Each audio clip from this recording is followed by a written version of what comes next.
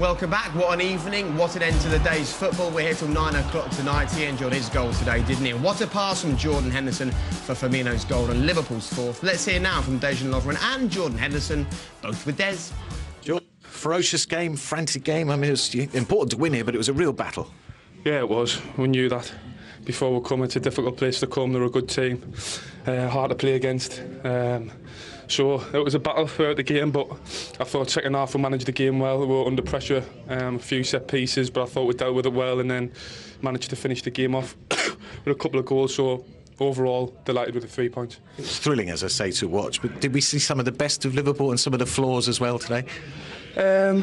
Yeah, of course, we need to look back at the game and look at the mistakes we made, but at the end of the day I thought we dealt with that well. I thought we forgot about it, moved on and just concentrated on what we had to do to win the game. And obviously Dejan will be disappointed, but he comes up with a goal and then he was magnificent throughout the game, so I think you've got to give people like that credit, and it takes a lot of character to do that. Dejan, forget about it and move on. You did just that. Mistake at one end and then scored at the other. Our commentator Darren Fletcher said you were like a man possessed after that. Listen, it was I would say it was better to kick it off the ball and not to play, but you know, I keep my head up high, so I was still in the game, concentrated, and I would say the work pays off, and I scored a goal, but altogether it was a deserved win. We could even score a couple of more goals, but at the end, you know, when you leave the mistakes out, I think we deserved the win. A lot of talk about Crystal Palace's danger from set pieces. It turned out the two centre-halves of Liverpool were scoring the goals from set pieces. Yeah, you know, they are dangerous in set pieces. They scored also the second goal with a header. So, but we've been brilliant today. Coutinho had, I think, the best crosses today. So, thank you, Coutinho. And a lovely pass by you, Jordan, for that fourth goal from Firmino. You're still up with the leading pack, so that was a vital 3 points today, wasn't it? Yeah, it was. But I've said before, we've just got to concentrate on our game, because we've just got to take each game as it comes, keep winning, keep that momentum going and see where we are at the end of the season. We're not getting ahead of ourselves, we're just concentrating throughout the week on what we need to do on the next opposition, and what our game plan is, and take it game by game. Dejan's mentioned the man of the match is Philippe Coutinho again, so I'm sure you guys will be delighted to present it. Yeah, no worries. Thank you. Thank you, lads. Thank you. They won't mind the way he played today. They'll be happy to go and give him that. No, maybe Jordan Henderson was an autopilot when he described Palace as hard to play against. Not today. We saw it, Macca, when they started, and you saw how they played in the second half when they put pressure on Liverpool for a bit there. You think, Palace can get back into it. They did not start the game like that, with that intensity. They dropped back, the wingers dropped back, and they actually invited Liverpool on. You invite Liverpool on? With Coutinho playing like he is and Firmino playing well and, you know, Lallana playing well. They invited them on, and, you know, Liverpool, they were fantastic today. It's all right to have a game plan and invite them on if you go and close the space down, but they didn't. Liverpool have scored 4 away from home, Jake. They could have scored 3 or 4 more easily. And this is a prime example of what Palace got wrong. With this, Jake, you're looking at Palace, they haven't kept a clean sheet since April. Yeah. Some of the goals that they've conceded can be easily avoided. Wilfried Zaha here, all he's got to do is see his man out. Look at him. He's ball watching. Mourinho, he doesn't sprint in there, he just jogs in there. And now Wilfried Zaha's realised it's too late. Those kind of mistakes, you've got to eradicate those. Too much time on the ball for someone like Coutinho in that part of the pitch, and you're going to get punished. You're going to get punished. And look, we're of course going to talk about Liverpool and how brilliant they were going forwards today, but you look at Palace now, 5 wins in 31. As you said, no clean sheet since April. They spent over £50 million in the summer. They've conceded 7 goals in 2 games. How much trouble is this football club in? They're in trouble at the moment, and I think the saving grace is that there's teams below them that are so much worse than Palace are at the moment, and that's what will probably save them. But Alan Partridge's got to look at it and think to himself, hang on a minute, I've got players offensively that can do stuff. I've got a guy who can score goals. They've proven that. I need to tighten up on the mistakes, because when we see the goals, it's mistakes, and it's individual mistakes, and it's just slack marking. Just, you know, people not doing the job, just not seeing it out, like we saw with Wilfried Zaha there. And for as good as they are, for Liverpool, it's exactly the same thing. Individual mistakes, not being switched on, and we saw that with Lovren's mistake, didn't we, for the equaliser? Yeah, I think the easiest thing today is with the mistake. Everybody knows about it. It's glaringly obvious what happened and what he should have done. But how do you excuse it? He trains all week. He's a professional footballer. How do you do It just that? happens. Everybody does it. I've done it. Right? He's You done never it. did that. You've made mistakes. You've missed sitters. You've done things. Giving the ball away and He people just go and score. may have taken his eye off it. Goalie's come out, made McArthur's mind up for it, and they're back in the game. And they were almost back in the game, Palace, by default. Really, I was surprised at how negative they started the game. I don't mean that in the wrong way. The crowds here right under our box is amazing. All the fanatics, are they called? Yeah. Bouncing up and down. It's a real vociferous place. To start the game, kick off, and then just drop deep and let Liverpool control possession, straight away you're asking for trouble.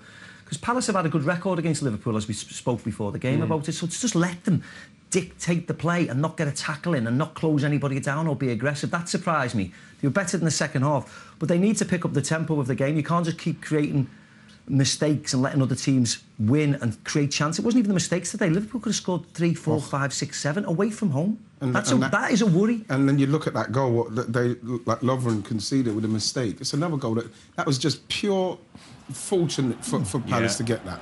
And then, luckily for Lovren, he makes amends relatively quickly. But again, just not brilliant defending. Well, when you look at the market again, you know, we're talking about an experienced centre half. He's not.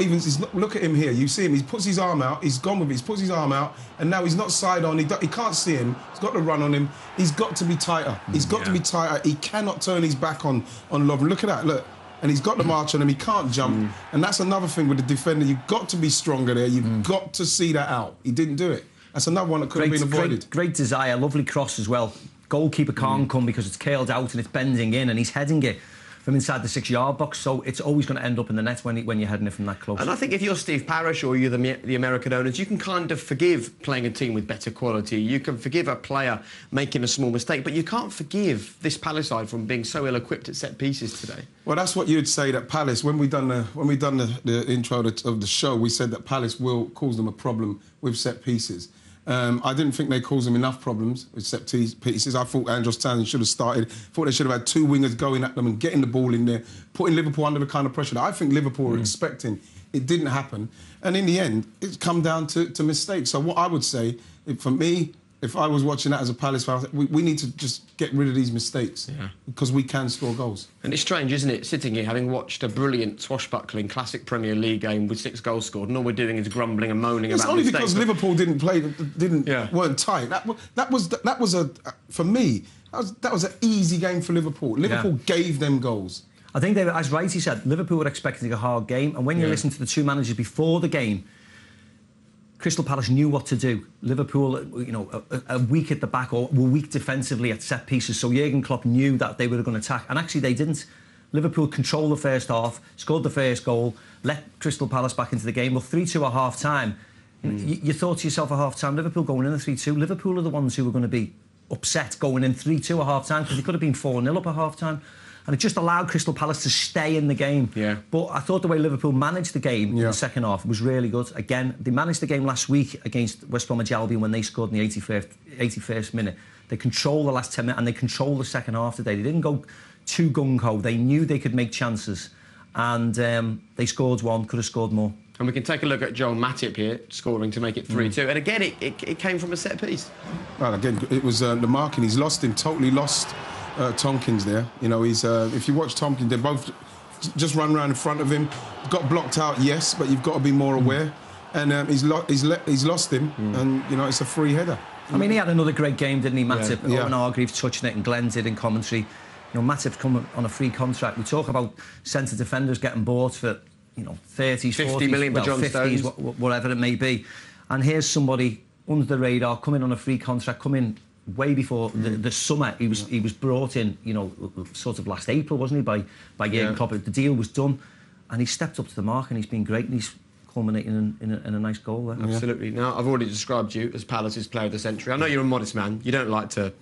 No, I'll take that, though, because... I thought you might. So it's not the easiest thing for you to talk about, but we should see the 4th goal for Liverpool. Yes. And while we do take a look at this, I think we have to ask, though, how far can this Liverpool side go now? Look at that. Well, they can't...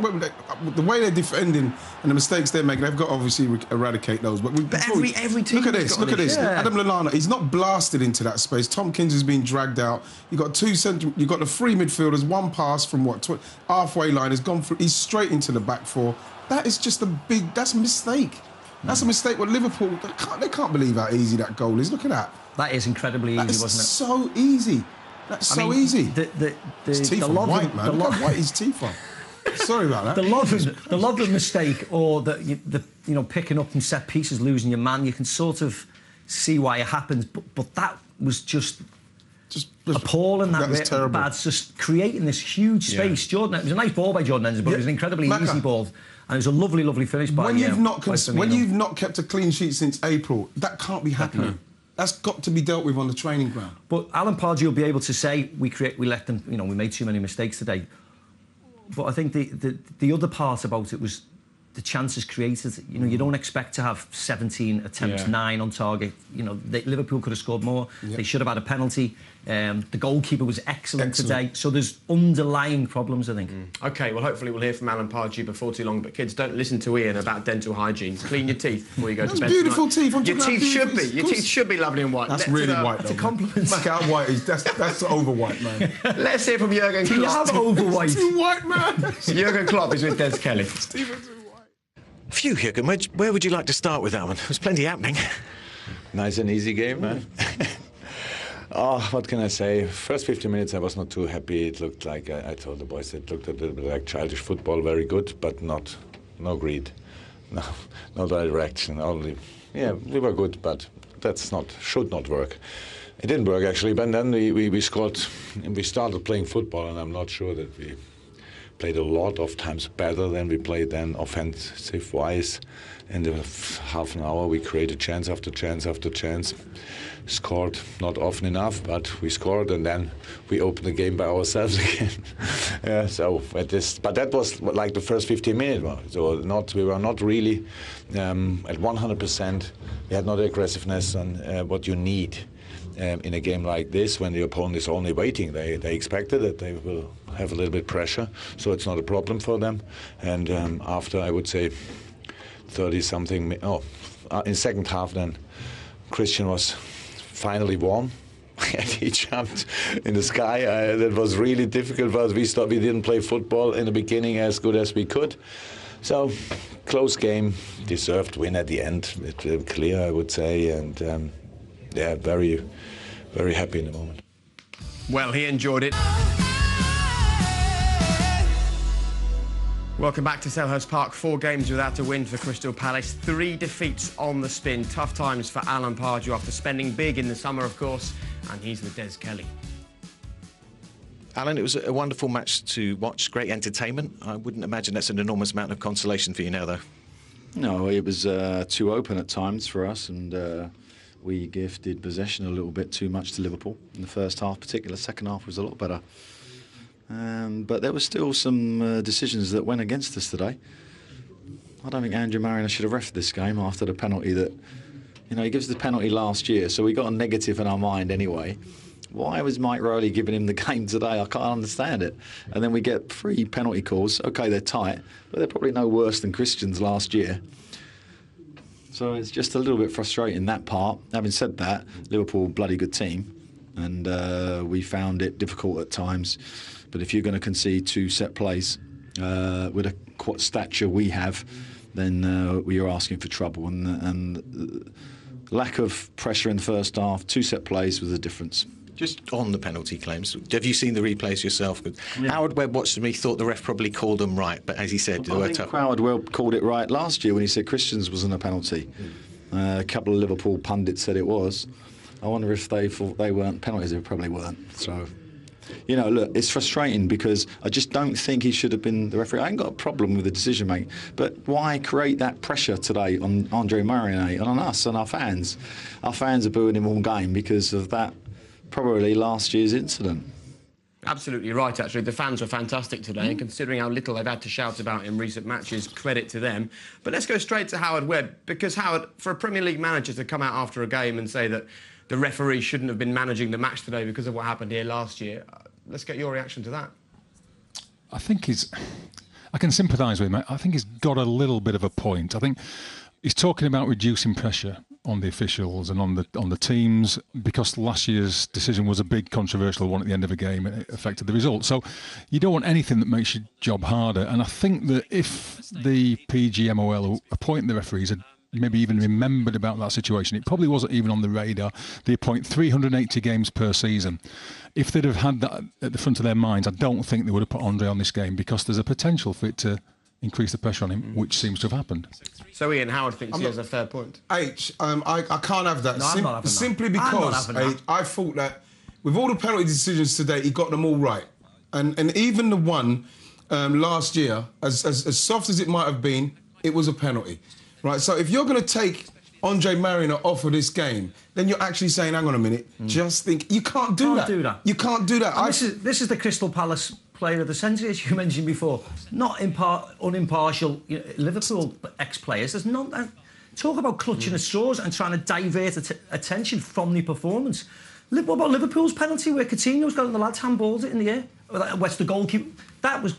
He never mentioned that. You know what, H? I mean, Andre Mariner had a great game today. Had a great game, and we shouldn't be talking about nonsense like that to put pressure on the referee. I think it's unfair for Alan Pardew to mention that Andre shouldn't have been on this game, because if he did get one wrong today, H, I'd say, you know something, maybe the pressure, but he didn't. He didn't. I'll tell you what, Howard, go through them for us and just give us your take on the big decisions today. Just to come back, I mean, I agree with the boys. I think he got these right. It's just about reducing the pressure. You don't want him going into these games with this in his mind. So if you go through them, the first one, he gets a decent angle on. Zaha goes down over Lovren's legs without contact. These are tough when you get two together like this. This one here is not easy at full speed. It looks like a credible call for a penalty, but he gets it absolutely right. There's no contact. Zaha falls over, and then suddenly he's confronted with another one. He has to make another decision. The first one's still in his mind, and he gets this right as well. Matip gets to the ball with his right foot ahead of Benteke. He's in a good position. He calls it absolutely right. This one here is a reverse angle of the one with Lovren. You can see there's no contact. None at all. Zaha falls over, and this one, the player who gets to the ball is Matip. So it's not a penalty. We called it in match play at the time. We see this next one. This is the closest of the three.